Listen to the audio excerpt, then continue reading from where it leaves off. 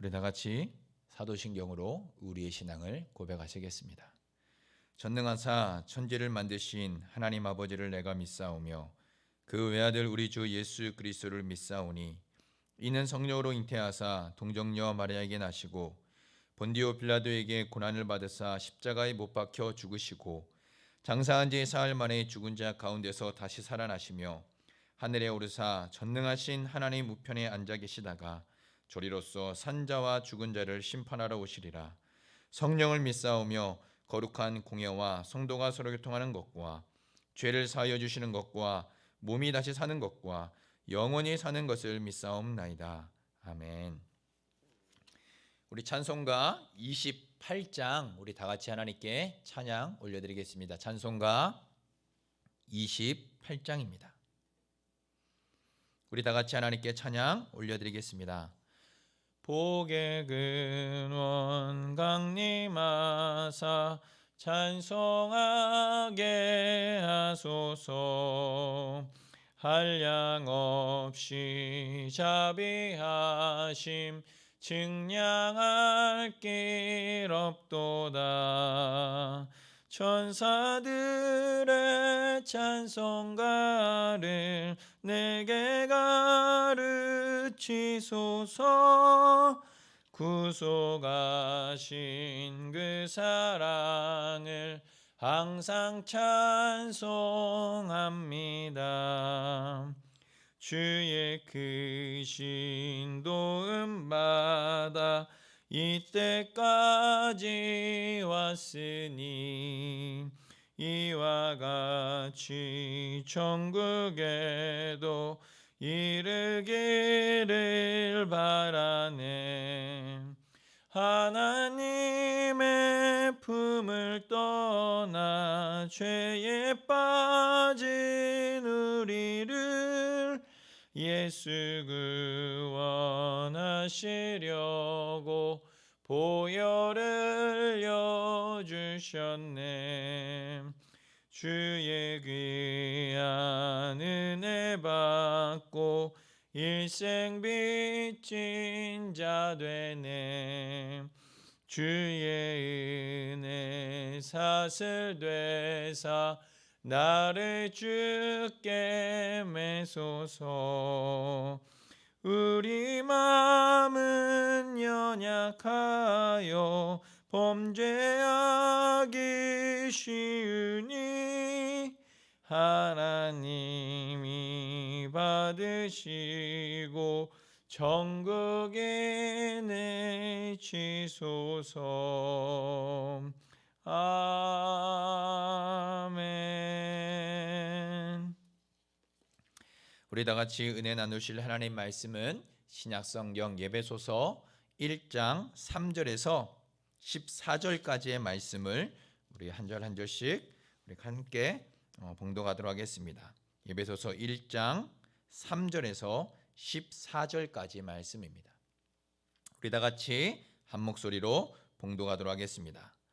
찬송하리로다. 하나님 곧 우리 주 예수 그리스도의 아버지께서 그리스도 안에서 하늘에 속한 모든 신령한 복을 우리에게 주시되 곧 창세전에 그리스도 안에서 우리를 택하사 우리로 사랑 안에서 그 앞에 거룩하고 흠이 없게 하시려고 그 기쁘신 뜻대로 우리를 예정하사 예수 그리스도로 말미암아 자기의 아들들이 되게 하셨으니 이는 그가 사랑하시는 자 안에서 우리에게 거저 주시는 바 그의 은혜의 영광을 찬송하게 하려는 것이라. 우리는 그리스도 안에서 그의 은혜의 풍성함을 따라 그의 피로 말미암아 속량 곧 죄사함을 받았느니라. 이는 그가 모든 지혜와 총명을 우리에게 넘치게 하사 그의 뜻의 비밀을 우리에게 알리신 것이요 그의 기뻐하심을 따라 그리스도 안에서 때가 찬 경륜을 위하여 예정하신 것이니 하늘에 있는 것이나 땅에 있는 것이 다 그리스도 안에서 통일되게 하려 하심이라. 모든 일을 그의 뜻의 결정대로 일하시는 이의 계획을 따라 우리가 예정을 입어 그 안에서 기업이 되었으니 이는 우리가 그리스도 안에서 전부터 바라던 그의 영광의 찬송이 되게 하려 하심이라. 그 안에서 너희도 진리의 말씀 곧 너희의 구원의 복음을 듣고 그 안에서 또한 믿어 약속의 성령으로 인치심을 받았으니 이는 우리 기업의 보증이 되사 그 얻으신 것을 속량하시고 그의 영광을 찬송하게 하려 하심이라. 아멘. 여러분들 혹시 연주회 자리에 가보신 적 있으십니까? 저도 많이 가보진 못했지만 몇 번 갈 때마다 공통적인 점을 느낄 수가 있었습니다. 그것은 연주회에 가면 그곳 분위기가 매우 엄숙하고 조용하다는 것입니다. 숨소리 하나까지 놓치지 않고 들리는 그 고요함과 엄숙함이 연주회에 있습니다. 고요하고 엄숙함 속에서 숨소리 하나 놓치지 않고 울려 퍼지는 음악의 소리는 가히 박사를 돋게 만들 정도로 묘한 힘과 울림이 있습니다. 반대로 모두가 함께 노래 부르는 것에도 이와 같은 울림과 힘이 있습니다. 모두가 목소리를 합하여 부르는 그 웅장함에는 말로 할 수 없는 묘한 울림과 힘이 있습니다. 그런데 오늘 본문 속에서 이러한 찬양의 노래가 나오고 있습니다. 사도 바울은 에베소서 성도들을 향해 짧은 두 구절의 인사를 마친 후에 3절부터 14절까지 하나님을 향한 찬양을 시작하고 있습니다. 그래서 3절 시작부터 사도 바울은 찬송하리로다라고 외치며 선포하고 있습니다. 동시에 이와 같은 찬양에 모든 성도들이 함께 동참하여 하나님을 찬양할 것을 요청하고 있습니다. 왜냐하면 성도는 마땅히 하나님을 찬양해야 하며 동시에 하나님을 찬양하도록 부르심을 받았기 때문입니다. 구약성경 이사야 43장 21절에서도 새 백성을 창조하신 목적은 나의 찬송을 부르게 하기 위함이다라고 말씀하고 있습니다. 더불어 교회 공동체는 찬양의 공동체이어야 하기 때문입니다. 우리가 가지고 있는 한글 성경은 3절부터 14절까지 약 세 부분으로 나누어져 있는 것처럼 문장을 그렇게 분리해 놓았습니다. 하지만 헬라어 성경을 보면 이 본문은 하나의 긴 문장으로 되어 있습니다.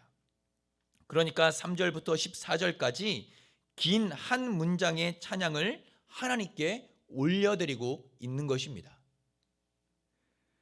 하나님의 영광을 찬양하는 오늘 본문은 신약 성경에서 가장 긴 한 문장으로 되어 있으며 짧은 이 구절 속에 무려 약 200개 이상의 단어가 사용되고 있습니다. 바로 하나님을 향한 은혜와 사랑에 감격하여 멈추지 못하고 단숨에 이 찬양의 고백을 올려드리고 있는 것입니다. 이 찬양은 바울의 신앙 고백이면서 동시에 이 찬양에 함께 모든 성도들이 동참하여 하나님의 크신 은혜와 사랑을 찬양할 것을 요청하고 있는 것입니다. 그렇다면 성도의 찬양의 대상은 누구일까요? 당연히 하나님입니다. 사도 바울은 말씀합니다. 찬송하리로다 하나님 곧 우리 주 예수 그리스도의 아버지께서라고 말씀합니다. 성도의 찬양의 대상은 오직 하나님이십니다. 하나님은 창조주 하나님이시며 동시에 이 세상을 다스리시는 하나님이십니다. 이 말은 하나님은 초월해 계시면서 동시에 신자의 삶에, 성도의 삶에 깊게 개입하시고 이끄시고 인도하시며 동행하시는 하나님이심을 말씀해주고 있습니다. 이 하나님은 예수 그리스도의 아버지시며 동시에 예수 그리스도를 주라고 부르는 모든 성도들의 아버지가 되심을 말씀해주고 있습니다. 하나님은 그의 무한하신 사랑과 은혜로 값없이 우리를 자녀 삼아 주셨습니다. 하나님께 가까이 나아갈 수 없으며 감히 하나님의 자녀가 될 수 없는 죄인을 하나님은 그의 아들 독생자 예수 그리스도의 피 값으로 속량해 주셨습니다. 즉 그의 아들의 생명을 지불하고 우리에게 새 생명을 주셨다는 것입니다. 하나님은 이제 멀리 계신 분이 아니라 우리의 삶에 깊게 그리고 언제나 가까이 함께 계시는 분이십니다. 그러므로 성도의 찬양의 대상은 오직 하나님만이어야 합니다. 세상의 것을 찬양하고 세상을 찬양해서는 안 됩니다. 오직 성도의 찬양의 대상은 하나님 한 분뿐이어야 합니다. 그렇다면 성도가 마땅히 찬양해야 할 이유는 무엇일까요? 오늘 본문 말씀을 기초로 이 질문을 대답해 본다면 하늘에 속한 모든 신령한 복을 우리에게 주심이라 라고 말씀합니다. 여기서 하늘에 속한 모든 신령한 복이라는 표현에서 신령한 복의 의미는 성령에 속한이라는 의미로서 물질적인 것이 아니라 성령에 속한 것이며 성령을 통해 주어지는 영적인 복임을 말씀합니다. 그리고 신령한 복을 주신 목적이 무엇인지를 분명하게 밝혀주고 있는데 그것은 바로 6절과 12절 그리고 14절에서 말씀하고 있는 것과 같이 그의 은혜의 영광을 찬송하게 하려는 것이라 라고 말씀합니다. 이것은 오늘 우리가 읽은 본문 말씀 속에서 3번이나 반복되어져서 나오는 표현으로서 이 본문의 목적이 무엇인지를, 이 찬양의 목적이 무엇인지를 말씀해 주고 있는 것입니다. 오직 하나님만이 우리의 찬양이 되시고 성도는 하나님의 은혜의 영광을 찬송하게 하려고 신령한 복을 성도에게 주셨다고 말씀합니다. 이 사실은 성도가 신령한 복, 즉 성령에 속한 그리고 성령을 통해 주시는 복을 통해서 하나님의 영화로운 자녀, 하나님의 사랑과 은혜를 입은 존재가 되었음을 말씀해 주고 있는 것입니다. 성도가 마땅히 찬양해야 할 이유는 하나님께서 하늘에 속한 모든 신령한 복을 주시며 우리를 존귀한 하나님의 자녀로 삼아 주셨기 때문이라고 말씀해 주고 있습니다. 사랑하는 성도 여러분, 이처럼 성도는 오직 하나님만 찬양하며 그의 은혜와 영광을 찬송하는 자들입니다. 하나님께 드려야 할 찬양은 구원받은 성도가 마땅히 해야 할 고백이며 삶으로 드려야 할 찬양입니다. 우리의 찬양의 조건은 바로 세상의 조건과 세상에서 얻게 되는 환경에 있지 않습니다. 우리가 하나님을 찬양해야 할 이유는 바로 우리가 이 땅에서 누리고 있는 환경적인 조건이 아니라는 것입니다. 사도 바울은 복음을 전하다가 많은 매를 맞고서 감옥에 갇혔을 때에도 신라와 함께 감옥에서 밤이 맞도록 하나님을 찬양하였습니다. 신자의 찬양은 눈에 보이는 현세적인 것에 맞춰져 있지 않다는 것을 보여주고 있습니다. 잘 될 때에만 하나님을 찬양하고 잘 되지 않을 때는 하나님께 원망하고 불평하는 것이 아니라는 것입니다. 왜냐하면 우리가 받은 신령한 복은 세상 사람들이 말하는 것처럼 많은 재물이나 높은 지위처럼 눈에 보이는 것이 아니기 때문입니다. 예수님도 말씀하셨습니다. 너의 창고에 많은 재물이 쌓여 있을지라도 오늘 밤 하나님께서 너의 영혼을 취하신다면 그 많은 재물이 무슨 소용이 있겠느냐, 무슨 필요가 있겠느냐, 무슨 쓸모가 있겠느냐라고 말씀하셨습니다. 이 찬양은 입술로만 고백되어지는 찬양이 아닙니다. 이 찬양은 입술로만 고백되어져서는 안 되는 찬양입니다. 이 찬양은 우리의 입술과 함께 우리의 모든 삶으로 하나님께 드리는 찬양이 되어야 합니다. 사랑하는 원덕교회 성도 여러분, 오늘도 이 은혜와 감사의 찬양을 올려드리시고 이 찬양의 삶을 살아내시며 구원의 은혜를 날마다 찬양하는 복된 성도인들의 삶이 다 되시기를 우리 주님의 이름으로 축복합니다. 이 시간 말씀을 생각하며 함께 기도하도록 하겠습니다. 우리의 찬양의 대상은 오직 하나님 한 분뿐입니다. 이 세상의 그 어떤 것도 우리의 찬양의 대상이 될 수 없습니다. 오직 우리를 죄에서 구원하시며 우리에게 새 생명을 주신 하나님 한 분만을 찬양해야 합니다. 하나님, 오늘 이 하루도 우리 주님만 찬양하게 하여 주시옵소서. 나의 입술의 고백으로만 끝나는 것이 아니라 나의 모든 삶으로 하나님께 고백드리는 믿음의 찬양의 삶을 살아갈 수 있도록 도와달라고 기도했으면 좋겠습니다.